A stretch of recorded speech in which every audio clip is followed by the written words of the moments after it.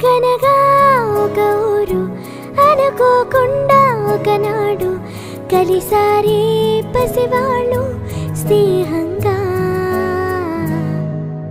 సంతోషమంతా రెక్కలుగా రివంటు ఎగిరే పక్షులుగా ఆకాశమంతా ఆటాడుకుంటూ ఉన్నారు సరదాగా. ఒకరేమో సీను ఒకరేమో చున్ను కలిసారే ప్రాణంగా కురిసారే వర్షంగా. పాటేమో సీను ఆటేమో చున్ను ఒకటై ఎదిగారే మధురంగా.